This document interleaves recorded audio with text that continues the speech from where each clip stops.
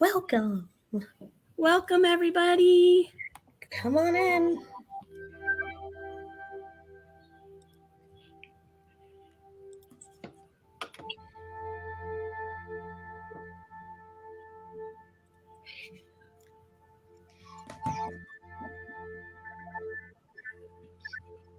Hello, hello.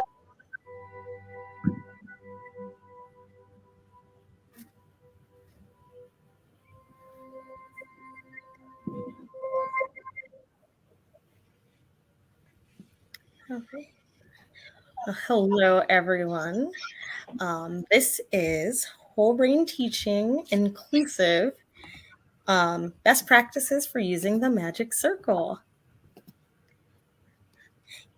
My name is LaKedria Lozano, and I am a gold certified whole brain teacher. I live in Ohio and teach. Primarily, I teach music, but now I own and run a school, so I'm teaching K through 12 everything. And I'm joined with three phenomenal individuals, and I will let them introduce themselves. Hi, I'm Melissa Ortuño. I'm a platinum certified whole brain teacher. I teach transitional kindergarten, so I teach the littles here in California. I'm so happy to be a part of this Zoom with the fabulous LaKedria, Laura, and Weston. So, Laura, you want to introduce yourself? Yeah, thank you, Melissa. I'm Laura Forehand, Executive Board Member of Whole Brain Teaching. I also co-host the Whole Brain Teaching podcast, so check that out if you haven't. And I am going to be teaching third grade next year, so that's a big. We're moving you up. Moving me up, and moving me to a new school. So, how about you, Weston? You want to introduce yourself? Yeah, thank you. My name is Weston Lamb Costantino. I'm a gold certified whole brain teacher here in Wyoming, and I'm also a music teacher just like LaKedria. I'm so excited. I'm so excited to have another music teacher. You feel alone sometimes, and I was so excited when Weston joined us. So this is awesome. All right. So, like I said before, we're going to be talking about some best practices when we use the magic circle in whole brain teaching. Now, if you haven't seen it yet, Nancy Stoltenberg did a wonderful session, and I believe she's done 2 now. Correct me if I'm wrong. I believe she's done 2 on the magic circle. So if you want to see what that looks like in your classroom, how we do that, go back and watch her sessions. You can find all of our Facebook Lives on the Super Improver Facebook page.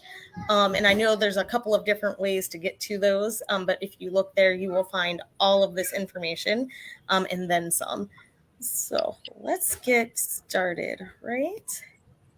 So if you haven't yet, don't walk to Amazon and get Whole Brain Teaching for Challenging Kids, the 2nd edition. I have every single one of Coach's books, and this one by far is my favorite. Mm-hmm. Fast Track is a close second, but this one is my absolute favorite. It has got so much information in it, and it goes through in detail how to utilize different parts of whole brain teaching in your classroom.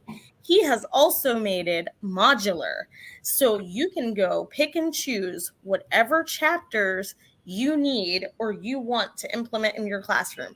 Don't try and do it all. You get to choose. You get to pick and choose because it will get overwhelming at times. So check that book out if you haven't. I know that there are links going on in the chat right now for the books where you can find everything, and we'll share some resources as well as we go along. LaKedria, are you ready for Weston and I to hop into the background? Just a moment. I'm going to have you guys do that in just a second. We're going to get to our first question. This is very interactive. This is interactive. So if you are in the chat watching live, I would love for you to participate as you can in this.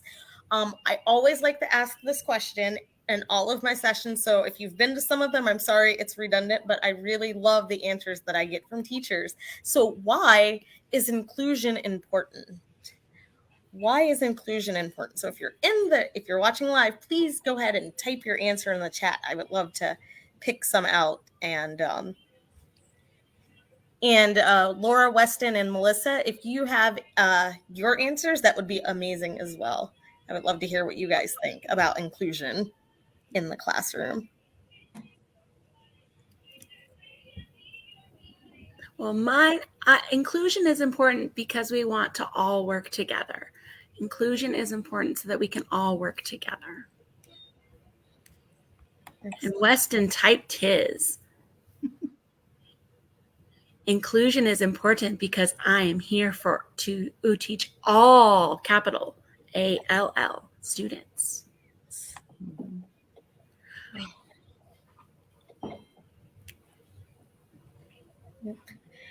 So all children, Facebook users, so all children can learn together. I like that. Learn from one another, yes, because we do. And as teachers, learn from our students as well. I love that. I love that.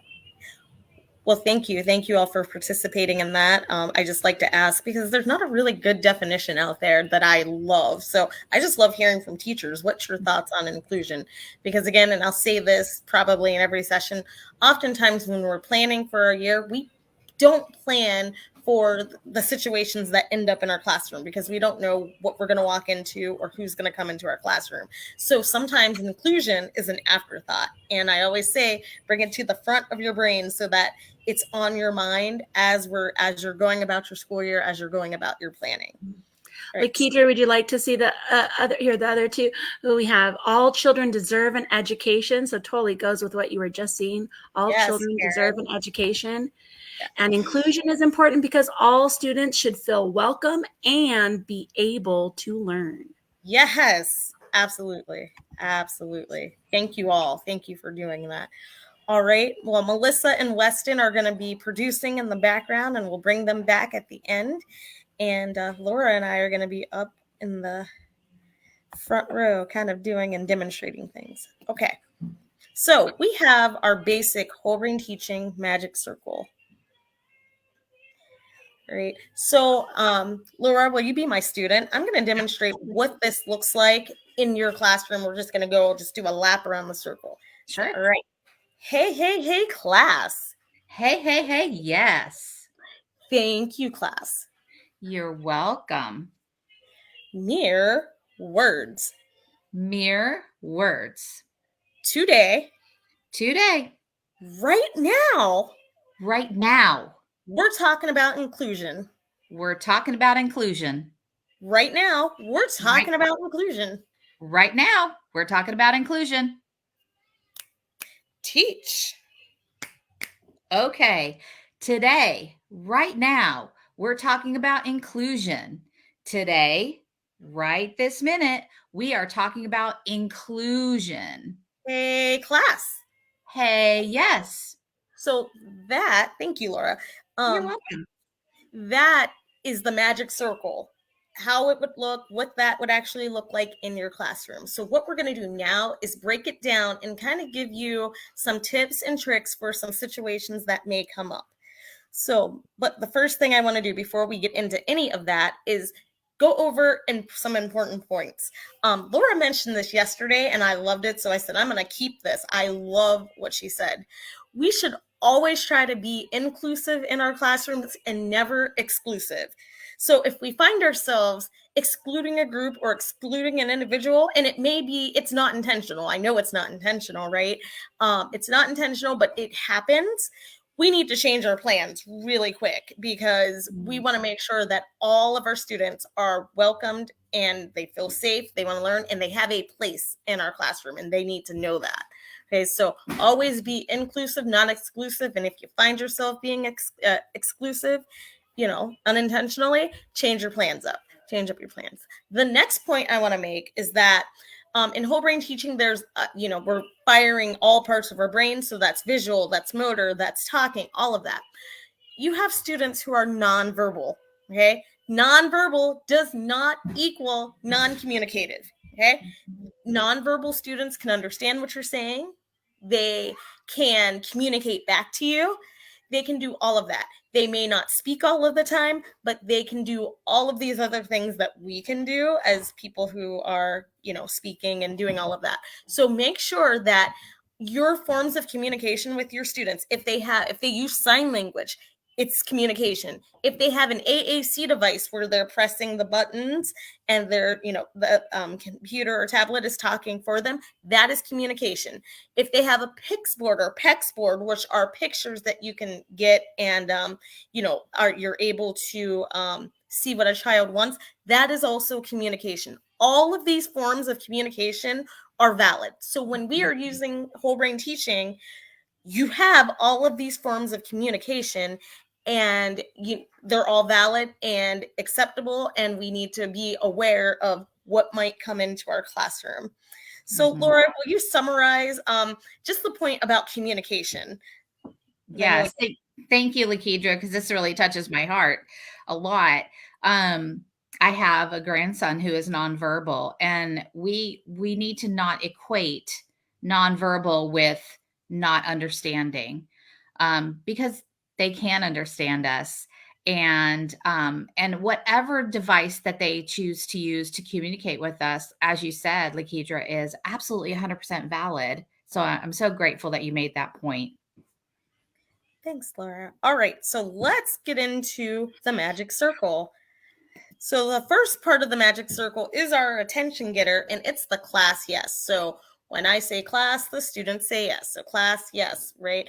So what we want to do sometimes is that no matter what grade a student is in or how old a student is, if they have challenges processing different information, you're going to want to micro-step this process. Okay, so I know that Sarah Tillinghast and Melissa Artuno, the littles, have a process for micro-stepping this. So it's the same process. We're going to use that same micro-step process. So we are going to teach the 3 expectations that we have when we say class. Okay, the first one is stop what you're doing.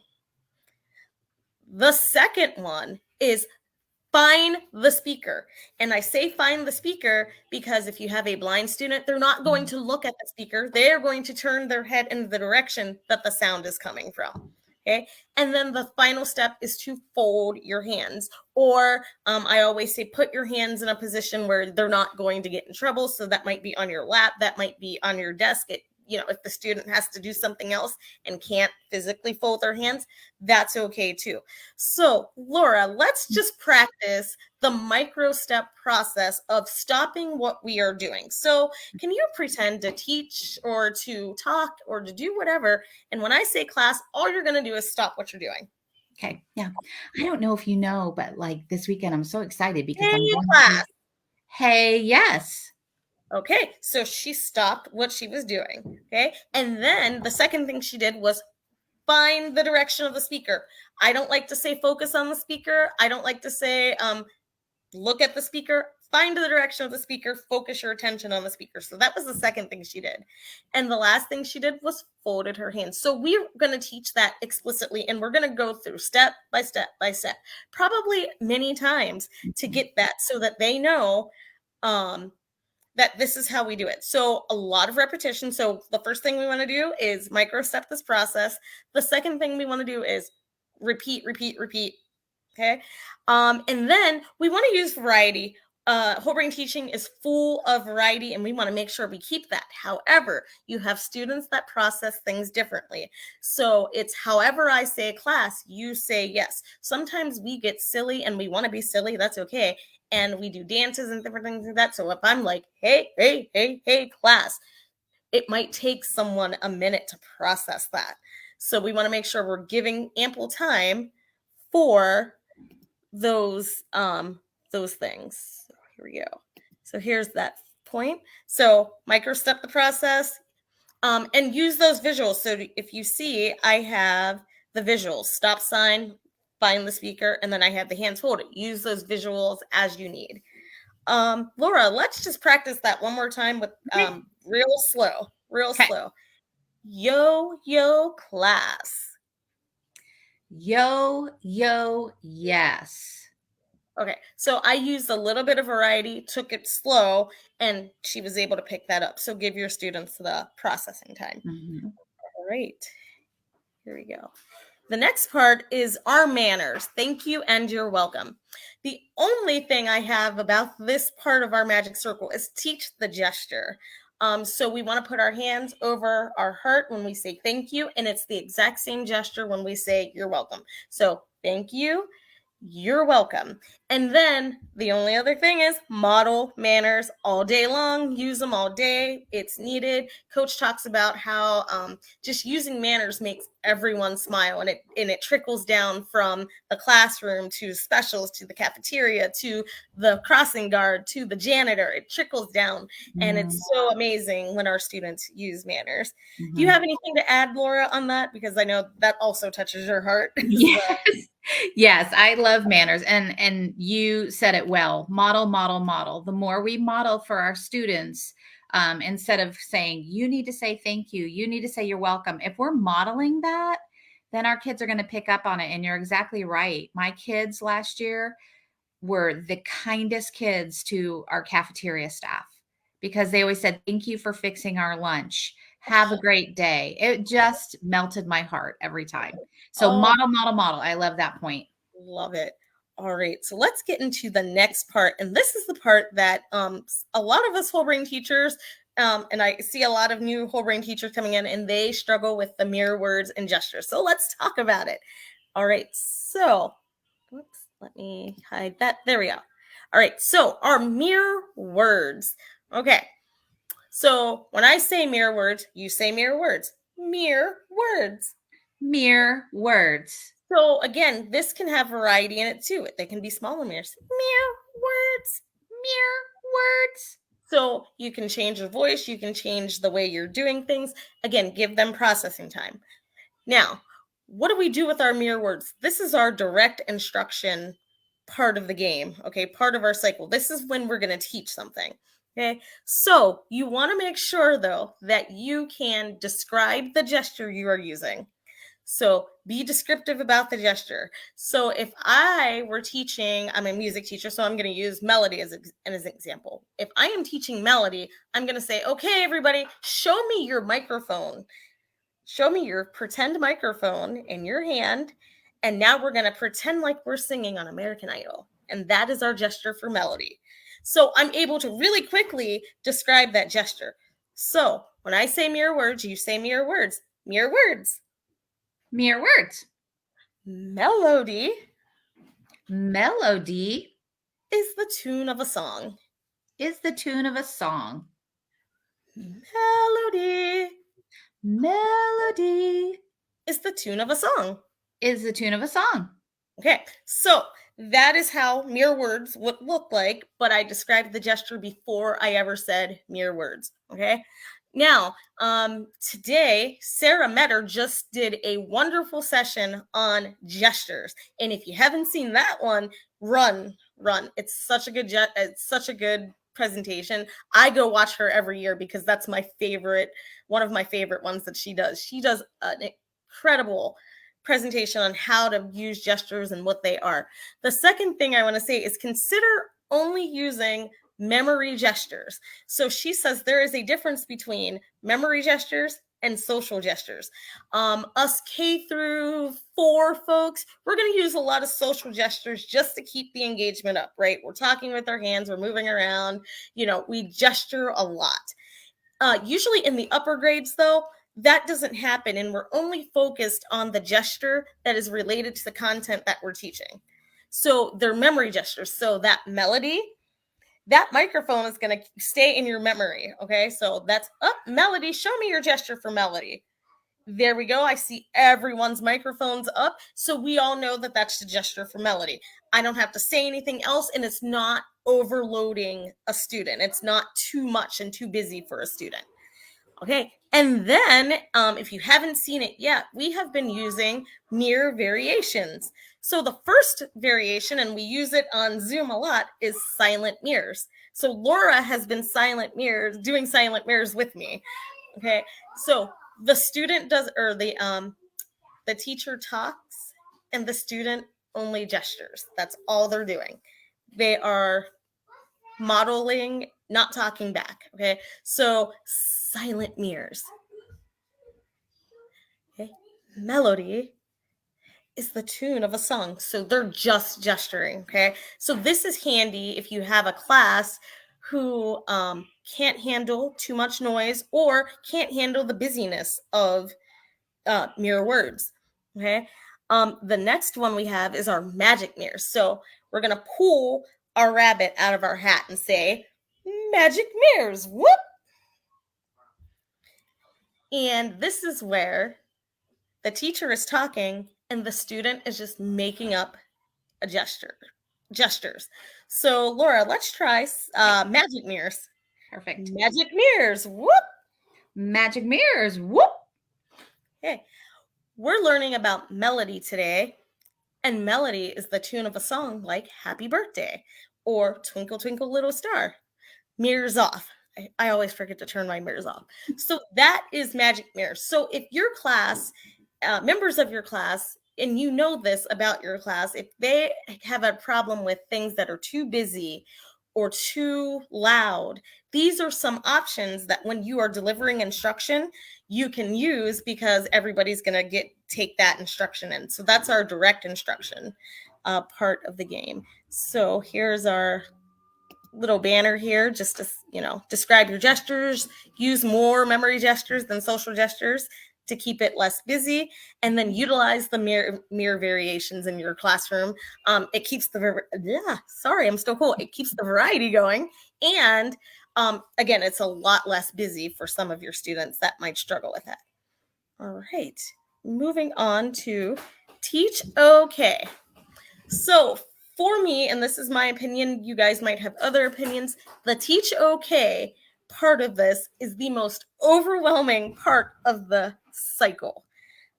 Because when you normally do teach okay and you have a class turning to their partner, their coffee cup, whatever, everyone is speaking at the same time. And oh my goodness, and they're gesturing at the same time. And oh my goodness, even I as a teacher look around and go, this is loud, this is busy, it overwhelms me. So I can't imagine a kid that struggles with some sensory issues, kind of like just being like, whoa, this is way, way too much. Okay, so you have to remember in whole brain teaching, you as the teacher set the tone for your mirror words, your teach okays. You set the tone, you set the bar for the energy level. Okay, so you also have to know your students. If you know you have a classroom full of people that, again, can't handle the busyness, these are some things that you can do. Again, you set the tone. So it might not be teach. It might not be that loud and that forceful. It might be teach. Okay, and Laura, we're gonna let's do some variations of teach okay where you set the tone. So I'm going to switch roles with you. Can you be the teacher and I'll be your student? Yes. You just want me to do teach okays? Yes. Let's just do yeah. Perfect. So one that I really like is where I tap my 2 pointer fingers really quietly and I go, teach. And I would do the same. Okay. And you see how she's whispering? She's using that whisper voice. Mm-hmm. That's how everyone in the class would be. And then they would turn to their neighbor and whisper whatever it was she was teaching. All right. Can you give me another one, Laura? Let's do it. Sure. I might do 2 claps, 2 snaps, teach. And then that's a little okay. And then I would turn to my partner, coffee cup, whatever, and I would teach. So that's a little like medium, your class can handle that. Let's do one more. Okay. Let's see. I'm going to just pat my knees quietly. Teach. And I'll pat my knees and I'll say, okay. And again, that's quiet. That's not as loud. You set the tone. You set the volume. You control. Coach says you control the game. The game does not control you. That is evident here. So again, teach okay. And you'll want to micro step this process as well, because a lot of times we're not quick about turning to our neighbor. So you'll want to go really slow and say, okay, when I say teach, you say, okay, we're going to turn fast or slow or whatever to our partners, our coffee cups, whatever, and teach them whatever that chunk was. Okay. So I'm kind of moving fast and I hope that's okay. I hope everybody's getting it. Please put your questions in the chat. And then the steps to do the Teach OK are outlined in Coach's book on page 49. So if you want to know and read and go through the steps of actually teaching that, it's on that page 49 of the book. All right. And then the one thing I want to talk about too is our pacing with our Teach OK. So as you all know, in whole brain teaching, we teach our lessons in chunks, and those chunks are about 30 to 60 seconds of material. Okay.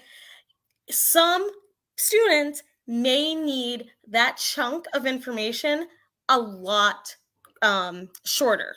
They can't handle a minute of information. They can't handle 30 seconds of information. They might need 10 to 15 seconds of information, be able to teach it, and then come back and get the other parts.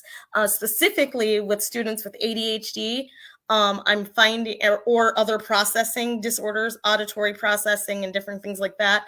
I'm finding that I have to deliver my lesson chunks at about 10 to 15 seconds. And it takes a little bit longer, but that is a really good way for those students that struggle with that to get that information that you are trying to convey. And then we also, when we deliver our whole brain teaching lessons, we make a point, we review that point, and then we add a point on. You might want to consider, for these type of students, just reviewing point by point by point, because they're not going to remember the first point and then adding on to the second point. So you might want to just consider, let's just review things point by point by point, right? And then my last thing is here, don't be afraid to move slow. Take your lessons very slow with some of these students. It's okay. It's okay if you don't get through the whole thing in a day. It is okay, I promise. And if you have an admin telling you differently, shut your door and teach. And if you have a group of students that are struggling and they're not grasping a concept, you can grab them in a small group and very quickly, again, deliver this lesson or whatever the lesson was in small chunks. It might have to be 5-second chunks. Don't be afraid of that. It's really okay. Or, working one-on-one with that student. Don't be afraid to work one-on-one, and so that they get all of that content. So there is my pacing. So I wanted to point that out. Laura, do you have anything to add? Yeah, the thing I love the most about the Teach OK and the pacing that you're talking about is that it gives me a chance as a teacher to kind of walk around the room, and that's when you can figure out, do they have it? And if they don't have it, that's when you can, like you said, pull them into that small group or work with them one-on-one. So I think this is a great time to kind of evaluate, and it can also help you decide maybe those chunks do need to be a little bit smaller. Maybe they do need to be 5 seconds. So I love that part of the Teach OK is when they're teaching each other, we have a chance to assess our students.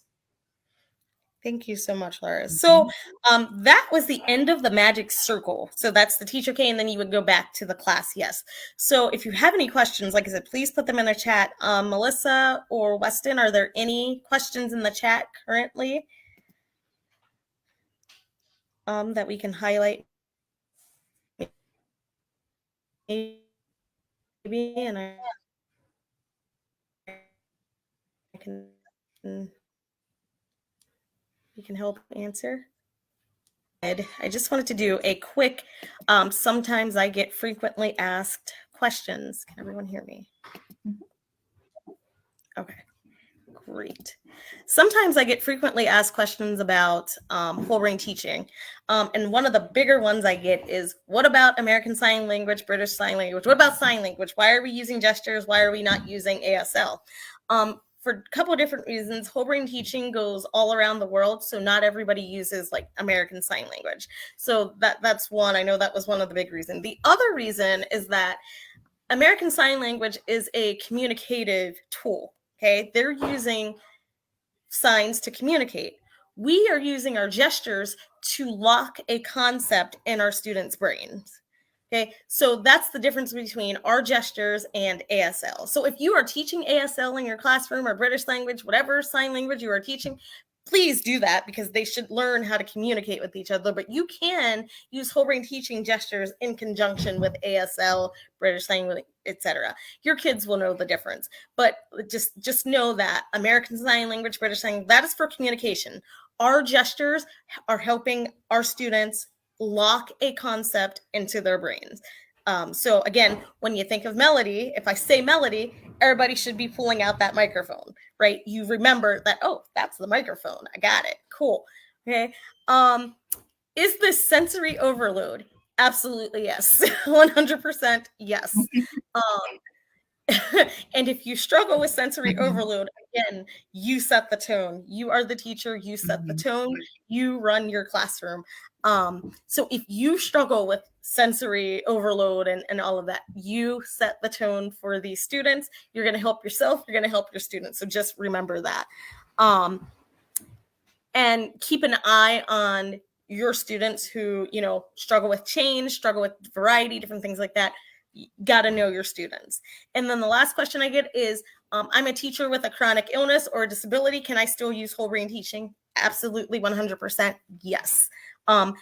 As I said, for students, we have to be intentional about planning how we're going to work and, make our classroom accessible for our students. You got to do the same thing for yourself. You got to make sure you know what you need as a person to function. And again, you set the bar, you set the tone, be intentional, ask for help. We are all here. We're all here for you. All right, so I'm going to bring Weston and Melissa back on. And if there were any questions, there was one talking about pacing lessons with the pacing lesson chunks. Carla was wondering about, if I'm teaching a math lesson, which is about 10 minutes, would you do this strategy? And I'm assuming she's talking about breaking that into the lesson chunks. Absolutely. Break it up. You can absolutely break up that lesson. If you were doing a lesson on addition and you were first explaining what an addition sign is, that's a chunk. And then if you were explaining the definition of addition, that's another chunk, etc. So yes, absolutely. And if you guys want to jump in, that's awesome too. Yeah, you want to chunk it. That is, like LaKedria was saying, one of the most tricky parts, because as Coach says, what's our main conundrum? How do we talk less and teach more? Talking less is hard. And when we're talking about being inclusive, we need to talk even less than less sometimes. And that's a tricky thing. So there are going to be some more sessions specifically about lesson design and some of the different things. Like, I know the power picks are something that help me to be quiet and do the teach okays and things like that. So there's a lot of different resources that we have.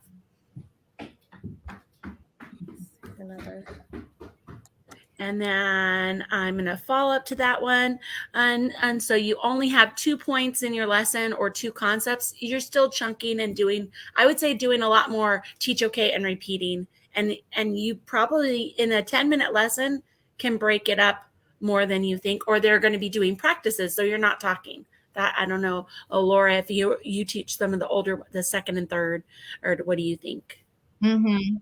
Yeah, for sure. I mean, and it takes practice. And that's okay. I know when I first started using whole brain teaching, I would practice my lessons in front of the mirror to see, am I talking too long? And that's the other thing, when you do the teach okay and you're monitoring and your kids are looking like, I don't remember what I'm supposed to say, or I'm not sure what that point was, that's your time to call them back. I mean, that's happened to me before. That just means I gave them way too much information and I need to go back and I need to chunk it even more. So, that's just a "you're so cool" moment.